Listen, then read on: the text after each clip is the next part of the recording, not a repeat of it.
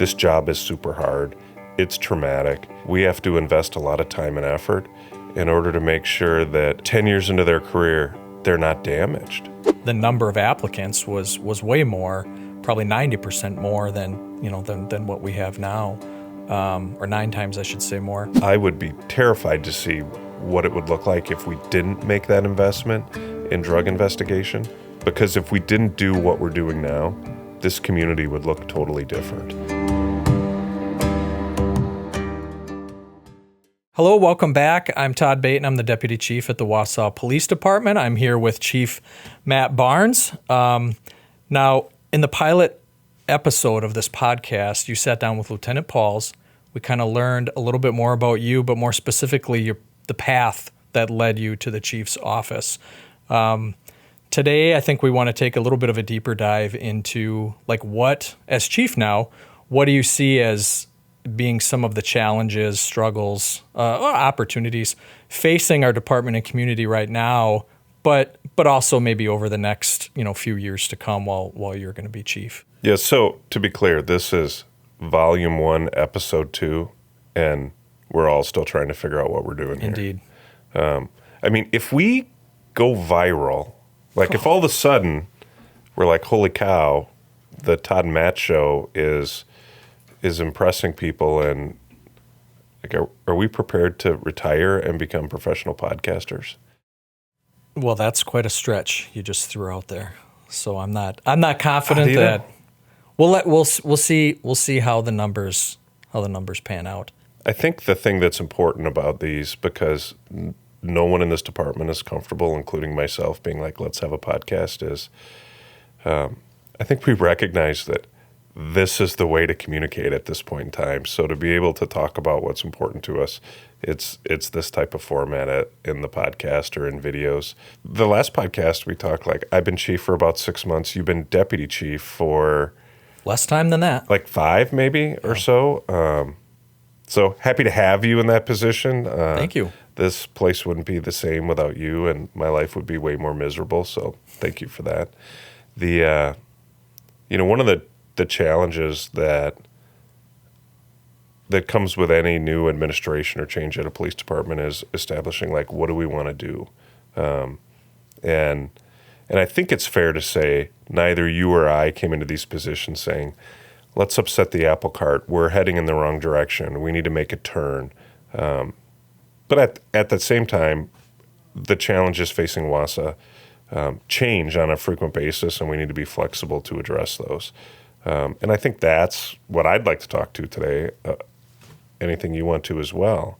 Yeah, no, I think that was in my mind, just to kind of talk about some of those real high point struggles that we're experiencing right now, but maybe that you forecast us experiencing in these coming years, during your administration as chief. But maybe even before we get to that point, I was thinking, before we talk about what those challenges are, what do you think the strengths of our current team here at the department are, in order to kind of harness their ability to address some of those struggles we're going to talk about? Yeah, well, I think there's definitely a strength, and we can talk about that. But there's also a weakness that I think every police department faces, and it's one of the things that we spend a lot of time on. The strength is, the average job doesn't have a robust hiring process like we do. There's interview after interview. There's background investigation, people traveling to your town, talking to your friends, interviewing your landlords, trying to identify people of incredibly high character. And if that's not enough, we validate everything with polygraph and psychological evaluations. So the people we get here are super high caliber individuals.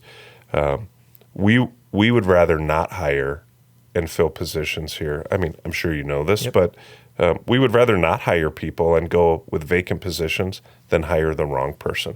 And we've done that before, where we go through our entire process and we don't get enough. So those individuals we have here are so impressive. We look at their backgrounds, what they come to us with, and who they are as individuals, and they would be successful in whatever endeavor they wanted to do, and we're just fortunate that they chose us. So that's the upside. They're capable of creative problem solving to whatever's impacting this community. The challenge is this job is super hard. It's traumatic.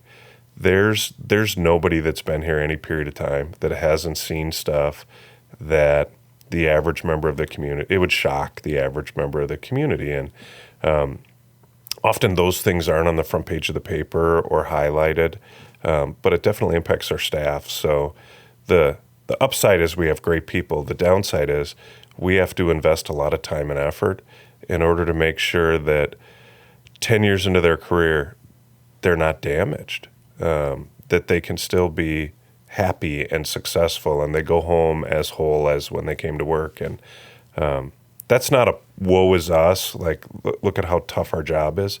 It's just something we have to be aware of because we've looked at, and law enforcement as a whole has looked at this career and the impact on officers, and we've learned a lot. And in the last 10 to 15 years, there's definitely been a shift in regards to wellness and recognizing that if we take care of our staff and they're well, they do a better job for the community. So that's a win-win. But we spend a lot, I mean, you know this, we spend a lot of our time focusing on how do we take care of our staff because they're the ones out there doing the work. Yeah, for sure. And I think, our recruitment process has been refined throughout the years. It was pretty different when you and I went through, different in a lot of ways. I mean, different from the standpoint of the number of applicants was way more, probably 90% more than what we have now, or 9 times, I should say, more. But we've tried to streamline that process to a certain degree as well, recognizing that, hey, people's time is important to them. Departments are all competing for the same smaller pool of applicants. We want to make sure we come to a decision and can make some job offers, before other agencies. I think, as I think about mainly our patrol staff as a whole, we have an increasingly younger patrol staff. And by young, I don't necessarily mean in age, but in tenure, certainly, because we've done a lot of hiring, right, over the last several years. But we see a lot of career changers, which really brings tremendous value, I think, to our team. Maybe you have some thoughts on that, on some of the different thought process that some people bring. I think the average member of the community, I don't think it's lost on anyone that there's less people that want to be police officers today than, it was a little bit nostalgic. A couple days ago, I hit 24 years here on March 10th. And so every time your anniversary comes up here, it's kind of like a birthday at the police department. Because every time you testify, you get asked, how long have you been a police officer? And everybody answers, I was hired on March 10th, 2000. And so just had that anniversary and started thinking about way back when. And there were about 350 applicants during the hiring process that I participated in to get hired here. So I was very fortunate to get hired. And when I juxtapose that to today, we're lucky if we get 35 applicants. So to your point, like we get 10% of the applicants that we used to.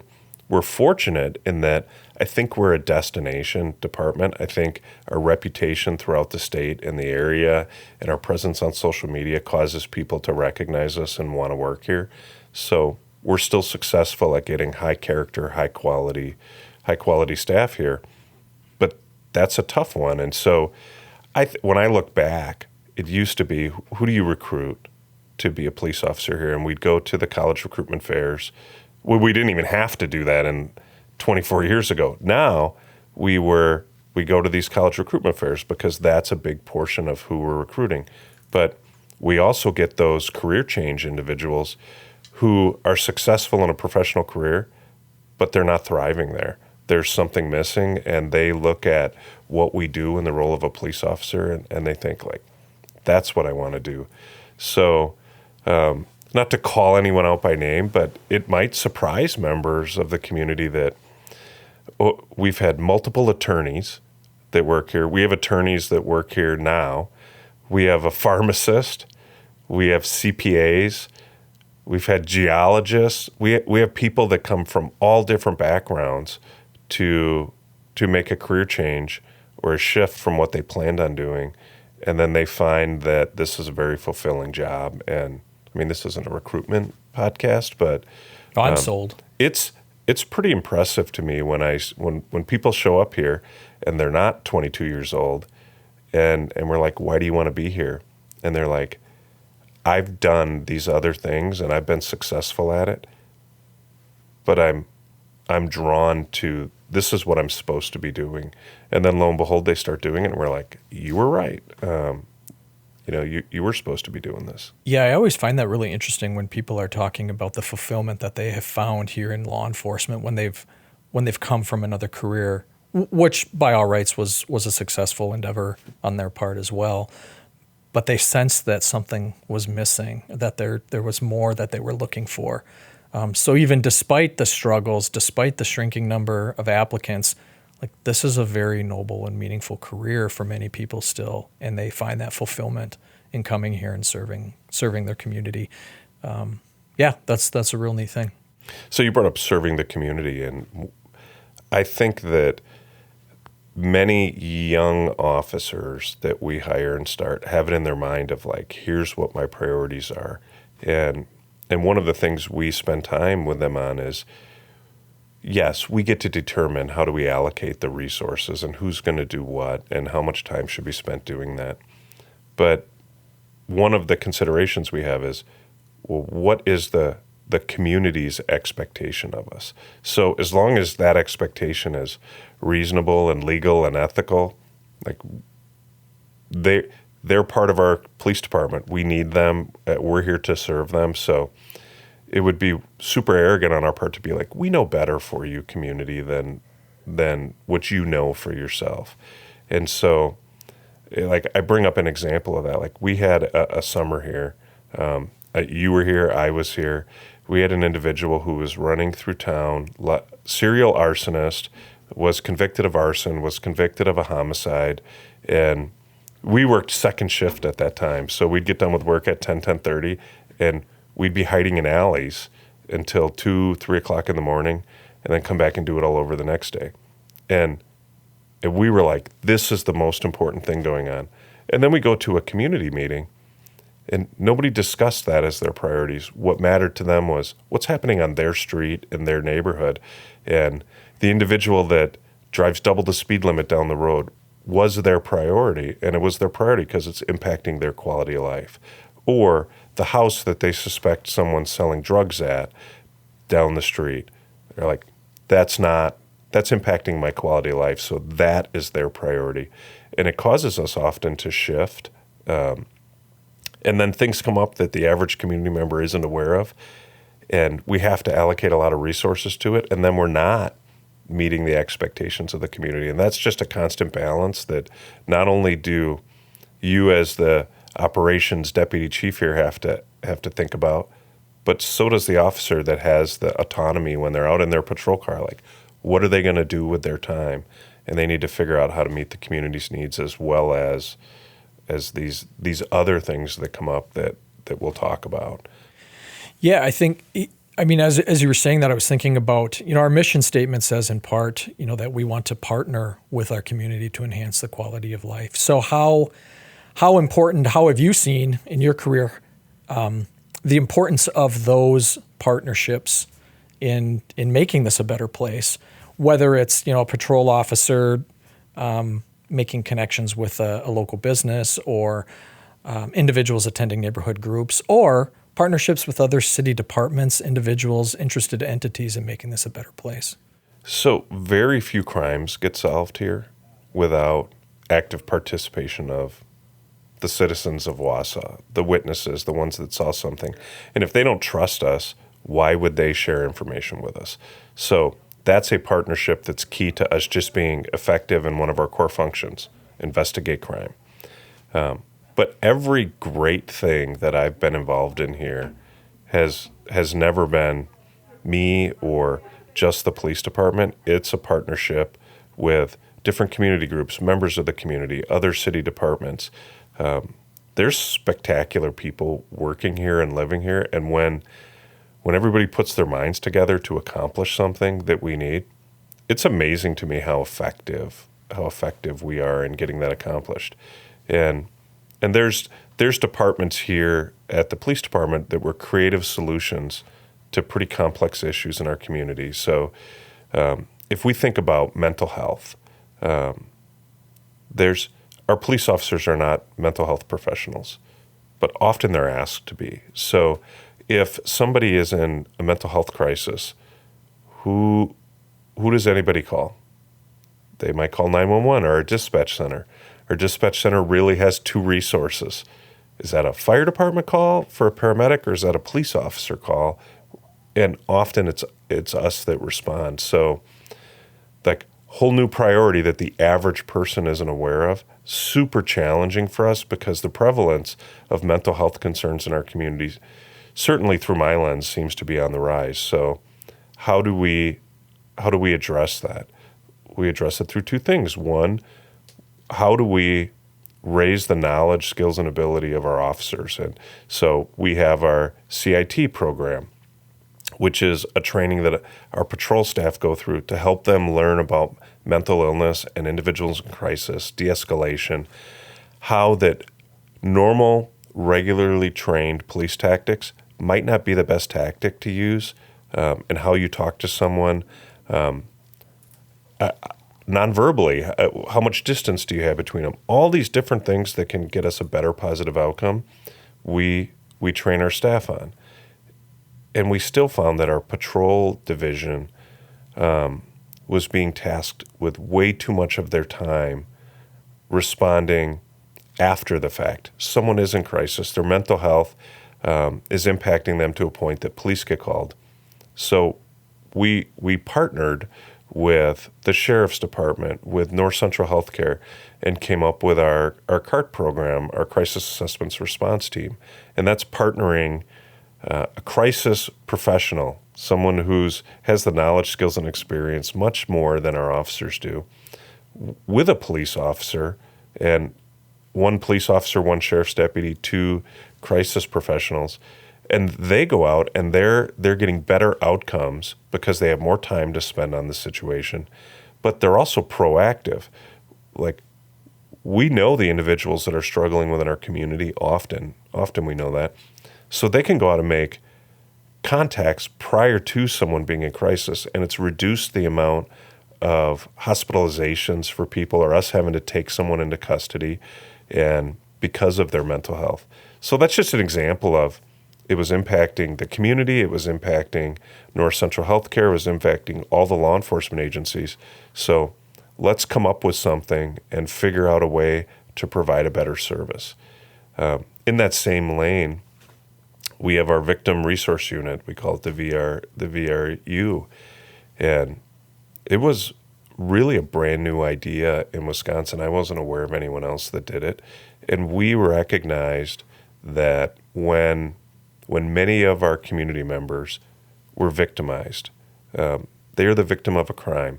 Frequently, it might be something like sexual assault, but it could be any crime that's really impactful in their life. We deal with it every day, but in those particular cases, many of them often needed to avoid finding themselves in crisis or having their mental health diminish. They needed help to do that. And so, like, this sounds super simple, but I just remember as a patrol officer dealing with the victim of a sexual assault, they're highly traumatized, and I have these calls stacking up. And I just remember saying to a young woman, I really think you should see a therapist or see someone with this, and encouraged her to do that. Like, that was good advice. What I didn't realize was if the next day, which nobody did the next day, they started calling around saying, I want to get an appointment with a therapist. I need this help. If they recognize that, it would be weeks, if not months, before they could get an appointment. So we found funding sources, and we hired a mental health therapist that works out of our police department, not for our officers, but for victims of crime. And it's free, and they can get services right away. If they need super long-term services, we help facilitate them to a different provider. But we also have an officer that's assigned to that, whose job is to be super responsive and receptive to those victims. Our staff work about half the days of the year. They work 12-hour shifts. If you're a victim and you call up, You're just leaving a voicemail, but that individual might be off for 3 days, and you're thinking, I want answers now. So this program and the staff that work in the Victim Resource Unit is the result of a partnership. The grant writing that had to be done, well outside my expertise. North Central Technical College helped us write the grant to be able to get funding to get this program in place, as well as every other community partner that supported us through that process and is someone we refer, and we work collaboratively with them. We provide a better service to the community as a result. So, like, those issues come up, which are beyond the someone stole something, go catch who stole it.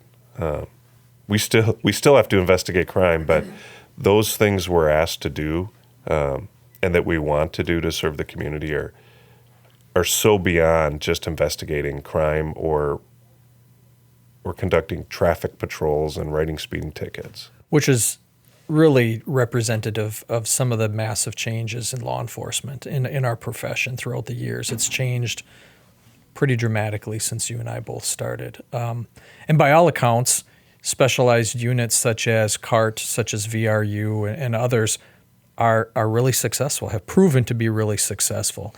I've thought throughout the years as I've watched our department and seen the quality of people that we have here and the jobs that they're doing, is our success doesn't really hinge on one or two superstar individuals that we have here. It's really just these quiet day-to-day efforts of everybody that is highly trained and are highly motivated and are interested in making a better place. That's the resultant success, I think, of our department here.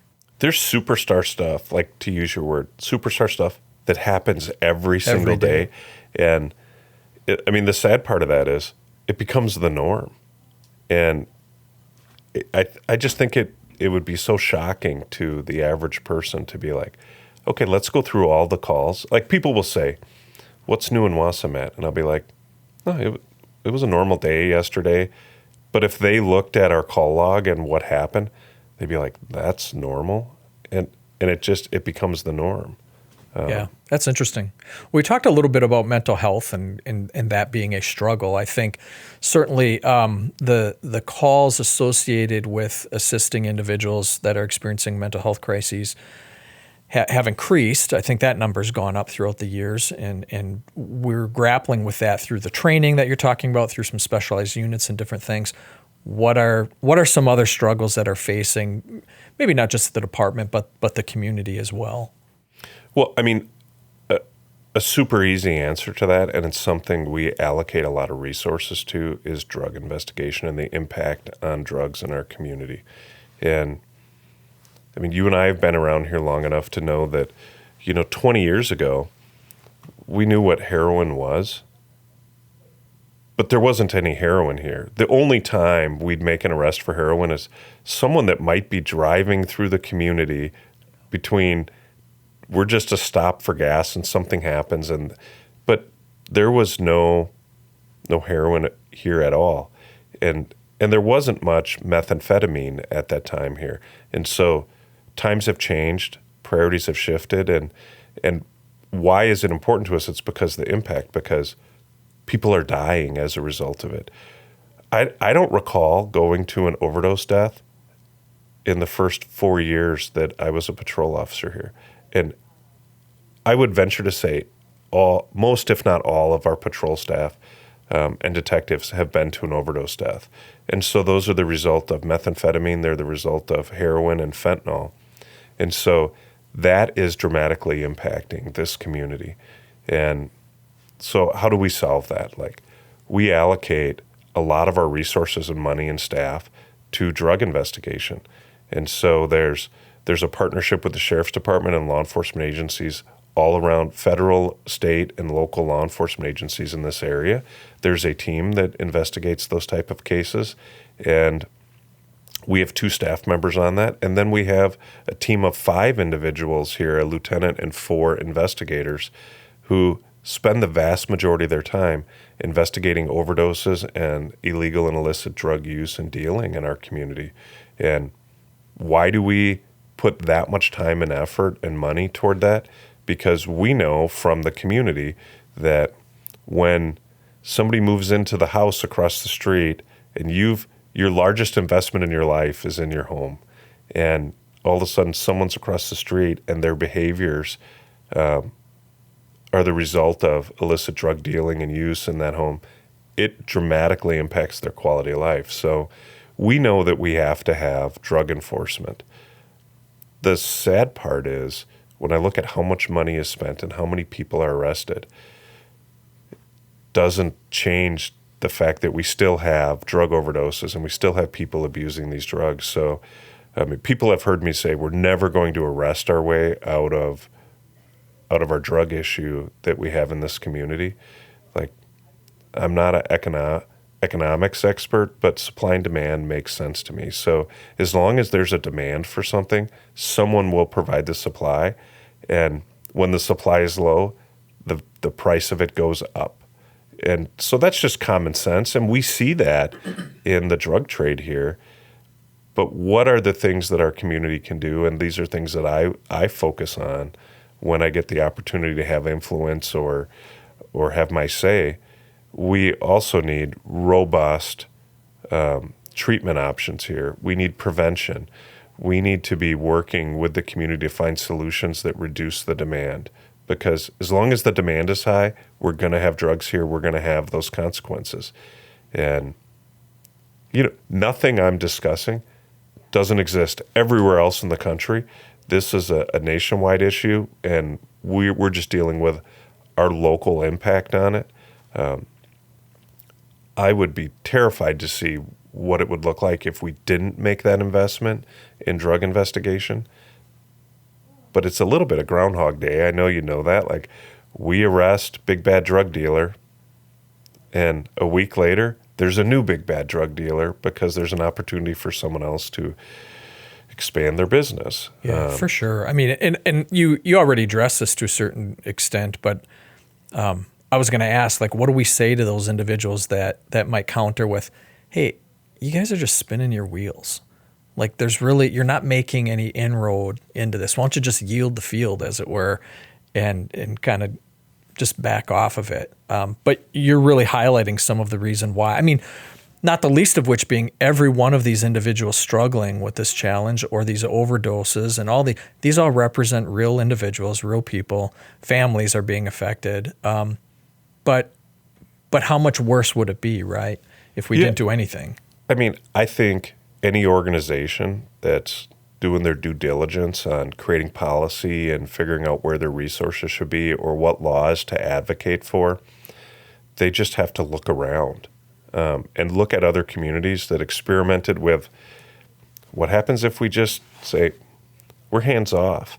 And there are communities that did that. There's communities in the Pacific Northwest, for example, that I talked to officers that work there, and they're like, Matt, I would walk up to interview someone sitting on a park bench, and they'd pull out a needle and cook heroin in a spoon in front of me and be injecting while they're answering questions to me. And there was nothing I could do because these are the standards that this community, their policymakers have set.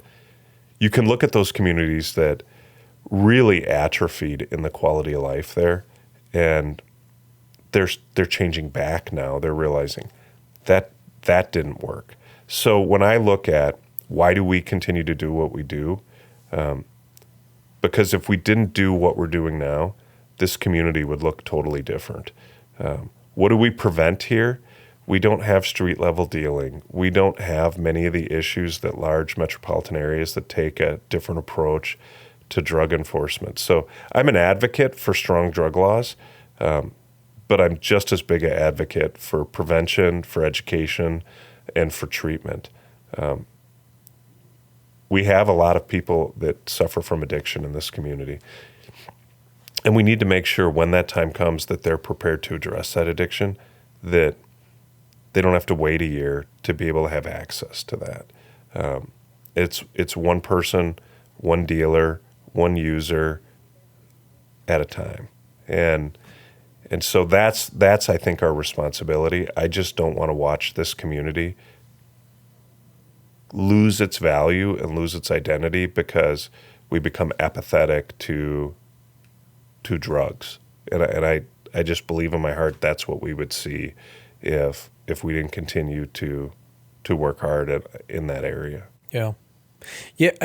As you think about like what the next few years might look like for you here at the police department for the work that we're doing, and again, struggles facing the community. Some of these, none of these are going anywhere. There's going to be individuals that struggle with mental health crises that are going to be in need of assistance. There's going to be an ongoing substance abuse challenge for many individuals. What does that landscape look like to you? Like, is there anything as you're looking out in the future that you really see drastically changing, or maybe is it that coupled with what you had said a little while ago about how a lot of neighborhoods sometimes just need that personalized approach as well? Like what is satisfactory in this little pocket of our community might not necessarily be the same thing that's needed in another area of our community. And so it's incumbent upon us to know what those needs are all across our community. Yeah, I think we're at a point in time that law enforcement's changing and how we police is changing. So we've talked about mental health needs. We haven't even begun to discuss homelessness in this community and the impact that has. Stay tuned. We'll talk about that. Things to come, that's going to require its own podcast. Yeah, that'll need its own episode. That is such a significant issue, and the conversation surrounding how to address homelessness here and what we think works and don't work. It's going to take a full hour. We might get some additional guests here for that one. But when I talk about law enforcement changing, the issues, there are things that remain the same. We still have to be highly competent investigators. We still are the group that gets called when bad people are trying to do bad things. And so what's the overall goal? We have to have all these skills, but we also have to know what's important to our community. What's the overall goal? That this is a safe community, that the people that live here feel safe and are safe. And how do we take limited resources and try and accomplish that? And the way things are changing is data. The idea that right now, what would be one of the things that would benefit us the most is having analysts here to take data. We collect a ton, but we're not analysts. So to make better evidence-based decisions on what do we need, why do we need it, so that we spend every dollar we spend gets us as much as it possibly can. And the dollars we spend, it's not lost on us, are the community's dollars. Like, we work for them. So all these issues, whether it be homelessness, drug use, sexual assault, impaired driving, the overall quality of life in a neighborhood, like the little things are often what get reduce people's quality of life or their enjoyment. So taking all that information and trying to use what we have to serve them is way more complex today than it used to be. And so, and the number of issues that we're asked to address just continue to grow and grow and grow. And that's not complaining. That's the way it is. So it's our responsibility to address those and keep our staff motivated and the community motivated to partner with us. And hopefully our efforts result in the community trusting us. Yeah, I'm glad you brought up the data and the analysis of it, because I think that when we think about what opportunities lie in front of us, I just think that's one that's been untapped, at least from our standpoint, and we're really on the cusp of being able to do a lot of really, really neat things using the data that we do collect. One real small example where we were kind of scratching the surface is this project of redefining what our police sectors look like. Yeah. For what is it, like probably 50 years maybe or more, the 6 patrol sectors that had been defined here in the city remained unchanged. Yet over those decades, I'm confident that the makeup of those different communities, those sectors, drastically changed, where once maybe a residential area sat, now it's a business district, but yet we didn't redefine those boundaries. And so the calls for service in each of those areas had changed drastically as well. And luckily we were able to have one of the lieutenants here work on a pretty lengthy project, crunching those numbers, that data, right, and realize there's probably a better way that we can be doing this that will result in better service for all the individuals living in those communities. And I think that's just scratching the surface, like I said. Yeah, and the answer can't always be, like, if somebody wanted to know, would we be able to do more with double the officers here? Like, absolutely. We would arrest more people. We'd write more speeding tickets. We'd be in the neighborhoods more. But that also isn't a reasonable answer. So do we need to grow to address some issues? Yes, we do. I mean, that is a challenge. But if we use data and we work smarter, not harder, I guess is the simple way to put that. When do we have staff in here? When we think about staffing and allocating how many people are working at a time, we can use data and map that out and have people in the right places at the right time to be as effective as possible. That isn't the way police departments functioned, and things are morphing into, we can be much more targeted and much better today. So that's just a significant shift that I anticipate we're going to go through over the next 4 or 5 years. And it's going to continue long beyond you and I being here. I think that's where we're going to go in the future of policing. And that has to be flexible, because what's the next challenge we're going to deal with? If somebody had told me 24 years ago that a significant amount of all the officers' time here is going to be spent on homeless individuals and the impact on our community, I would have said not Wausau. But here we are. So what's the data for our issues with the unhoused population in Wausau? Like, we have some data. There's different partners that have data. We need to collect all that data and use it to make better decisions and to create policy on how we're going to police and what this city's role is. And nobody's figured that out yet. I'm not aware of anyone that's like, here's the model, and if police agencies just do these things, everything's taken care of. So, I mean, that is the challenge. And well, I'm not sure we can really talk about data analysis and the collection of it without commenting on the advances in technology in our profession. How important has technology become in policing? I mean, it's never going to be making the individual officer obsolete. Like, we need that individual there, because that is really where the magic happens, as it were. We have great people here that have to make very difficult decisions, sometimes based on very limited information. But the technology aids that have emerged in our profession are just things I don't think we would have imagined, 20 plus years ago. Well, at the risk of sounding like the old guys, when I started here, there's the report room. Like, the report room, I know the report room.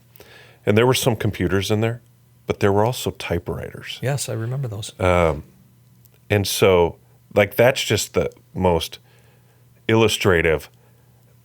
But I didn't use the typewriter much because I hand wrote the majority of my reports in my handwriting. Some poor person had to read that.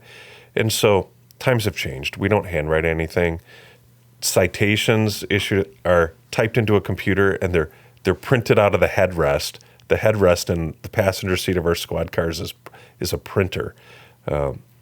But that's both a blessing and a curse. So there's all these advancements in technology that assist us in policing. And so some examples that we've utilized, obviously there's the computers in the cars and advancements in communications. Cell phones. I mean, when we started, there wasn't a cell phone in the squad. And then once they mounted the big cell phone to the dash, and then they told us, don't use them. because they're very expensive for every call. Every call. And I just remember thinking like, well, why is it there then? But think body cameras. 8 years ago, there was not a line in our budget for body cameras because we didn't have them. It wasn't a priority to us.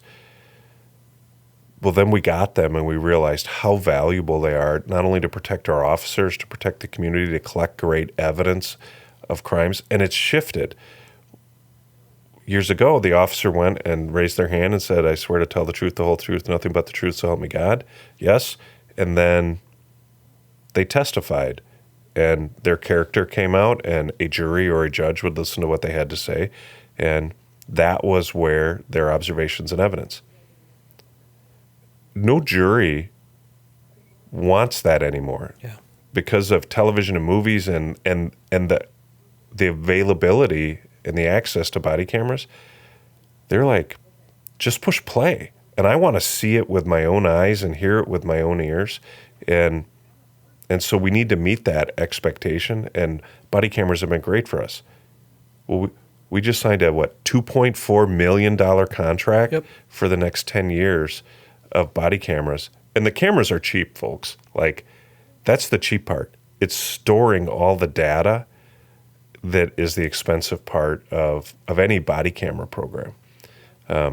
We're right now, our staff, just yesterday and tomorrow, they're training with the new taser. Like, we don't want to kill anyone. So we provide less lethal options for our staff to use. And that's the expectation through our lens of the community. Well, those get better and they get more expensive.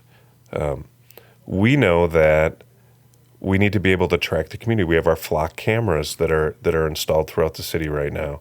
And it was amazing to me how many arrests for stolen cars, and when we're trying to track down someone that needs to be in custody for the safety of this community, it's no longer every police officer in the county hearing over the radio, we're looking for a blue Chevy pickup truck with license plate ABC 123. It's now entered into a system, and within minutes, we're like, they passed this intersection, here's where they are, and we're able to solve those cases and get the right people into custody in a much more efficient manner. Well, that didn't exist for us. So these are all expenses. These are all new tools coming up. And when I think about what the future holds, one, I have no idea. There's research and development going on. But things I know there's research and development going on, and when that time comes, how do we not have it here for our staff? I don't know. And two examples of that are, one is the CEO of Axon. I listened to him speak, give a presentation. He's like, think about all the advancements in technology. Look at your average police officer today to 100 years ago. And everything's different. Body armor, communications, phones, radios. The only thing that hasn't changed is the gun, right? It's still the same science. It's still the same technology. They might be shinier and faster, but it's still the same thing. You put a bullet in, you pull the trigger, it goes bang. And that is lethal force. So Axon's investing significant money in designing and developing a tool. I have no idea what it would look like to replace the gun. So if there's a tool that is more effective at stopping a threat than a firearm, and it's not lethal, we won't have a choice. We're going to have that.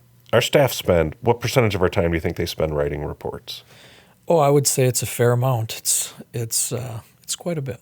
So every time they go do something, pull someone over, investigate a crime, they're typing reports. The reports get more and more complicated because there's more boxes and areas that different agencies, whether it's the state or the federal government, they're collecting data as well, and we're required to fill these fields. So it takes a lot longer to write a report today than it did 20 years ago.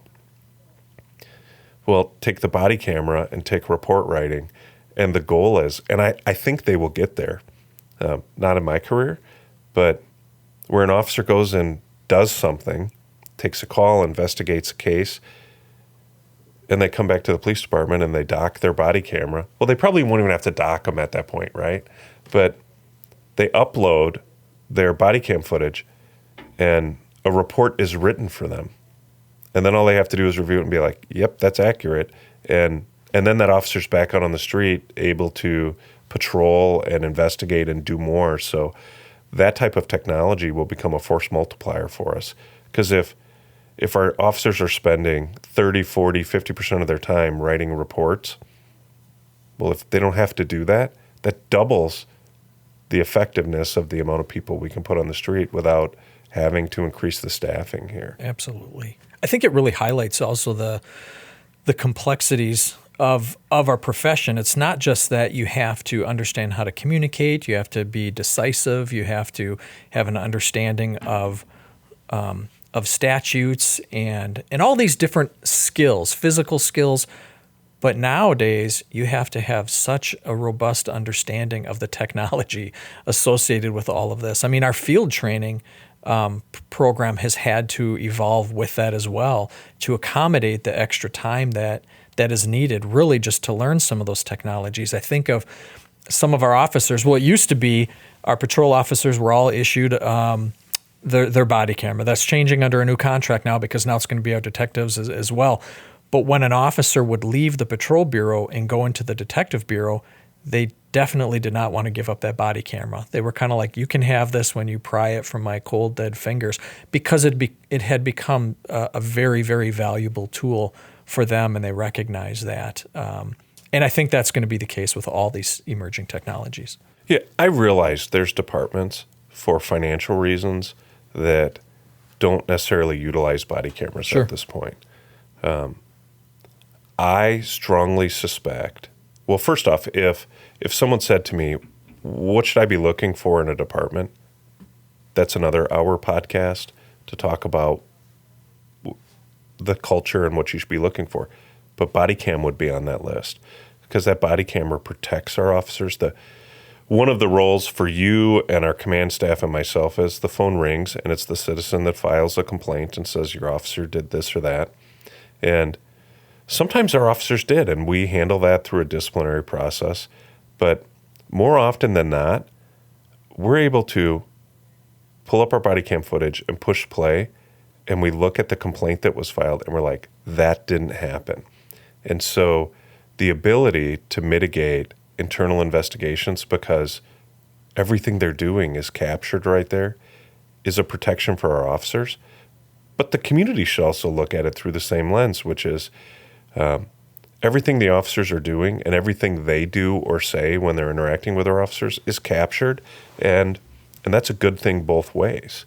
And so, again, other departments might not be able to afford it because it's very expensive, but I think we'd have a ton of, if we took away body cameras, I strongly suspect we'd have some staff that are like, I can't work here anymore because this is a dangerous enough profession. I want the protections of the body camera.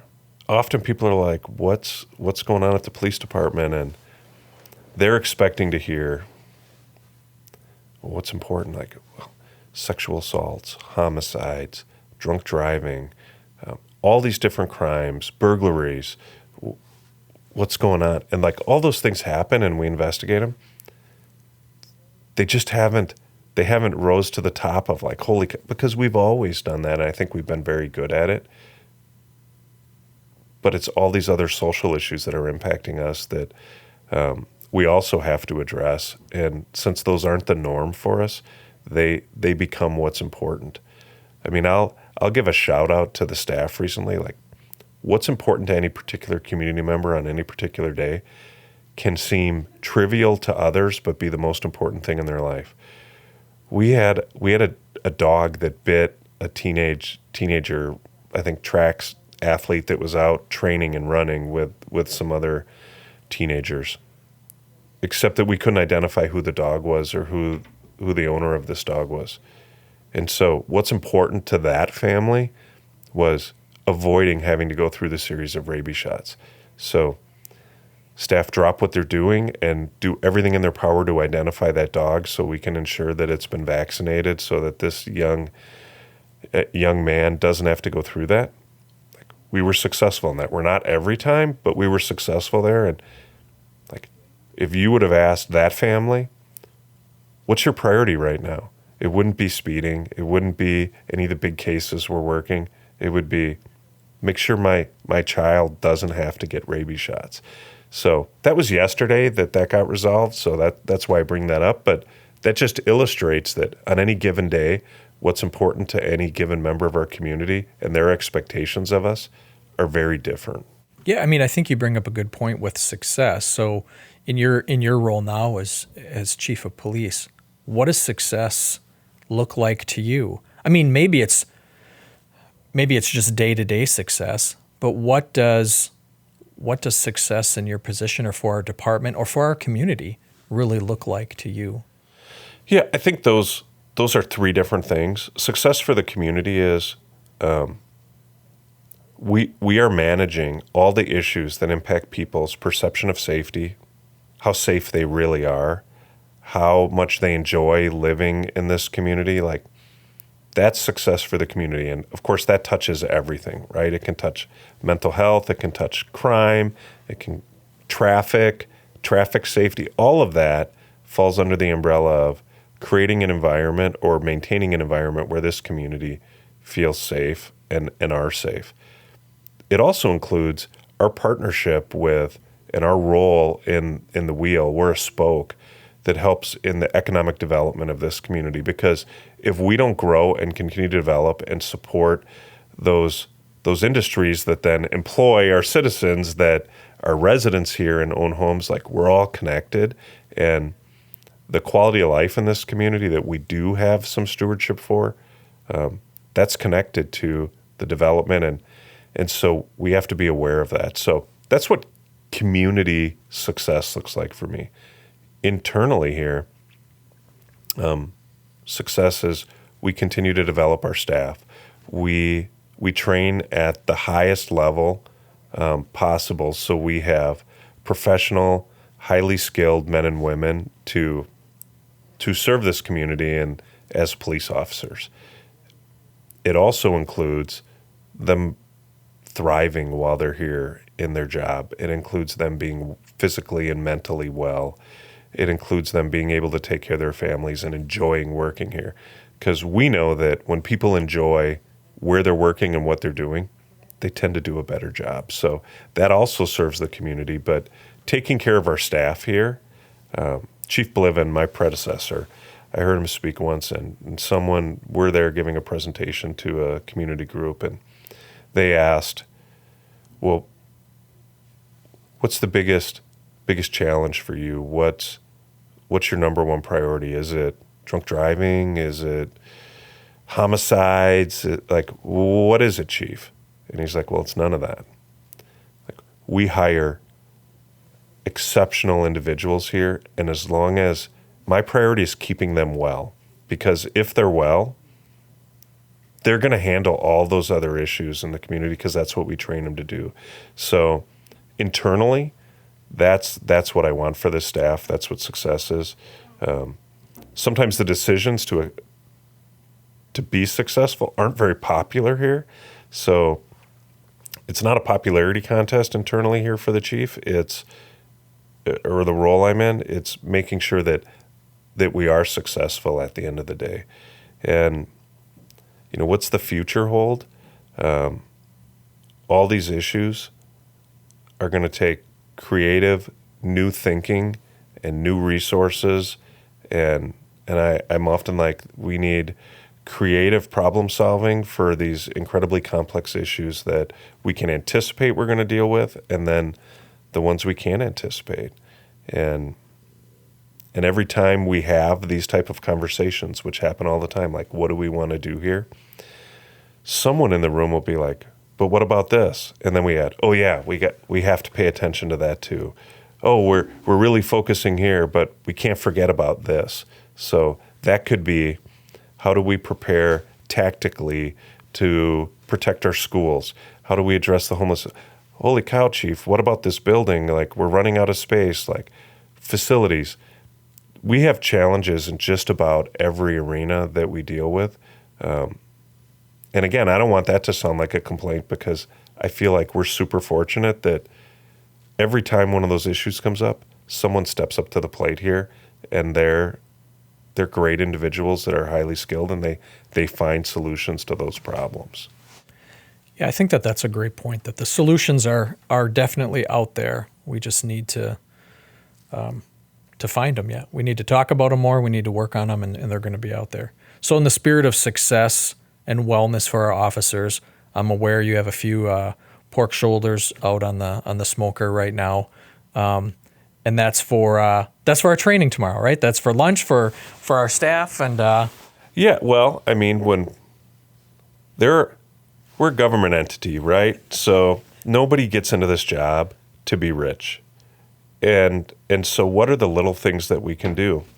If on a normal in-service day, it's for in-services, our staff, it's an off day for them. It'd be the equivalent of the average member of our community having to go to work on a Saturday for training. So our staff come in and tasers, the new tasers that they need 8 hours of training on our tasers.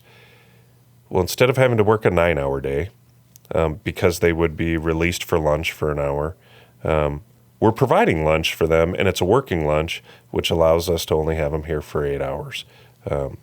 It's something we can do for them to show that we appreciate their efforts and the challenges. It's also fun because someone might really be playing with the Traegers. That we have a Traeger here at the police department.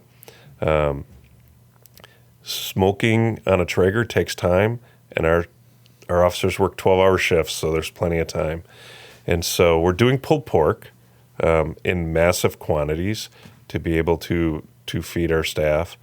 The 3 pork shoulders went on at 2 o'clock this morning here at the police department. Wow, you started your day early. We have people for that. There was a detailed email. And then, I mean, honestly, I went to the lieutenant on my way out last night on the way to the city council meeting. And I'm like, Peter, are these instructions clear enough for how to run this and do it?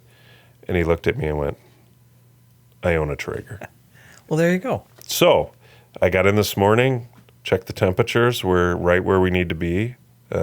So we shouldn't be having, like, is this a conversation we should have been having outside by the Traeger so you could keep an eye on it? Because I'm worried that maybe your effectiveness as a chief might be judged based on the doneness of that meat. Well, I mean, if anyone watching the podcast wants to know, we've been smoking that meat since 2 o'clock in the morning at 210 degrees on super smoke. Upon reaching 165 degrees, they will then be wrapped, and then the temperature will be raised to 250. And when it achieves 205 degrees per pork shoulder, they will be removed to rest and be pulled. Not 204.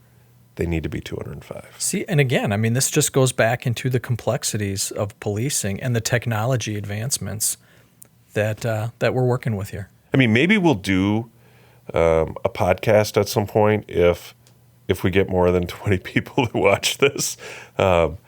We'll do one on leadership, and one of the simple things I've learned over the course of my career is you can be a great speaker, you can give a great speech, you can be the coach, but often that is trumped if you feed people.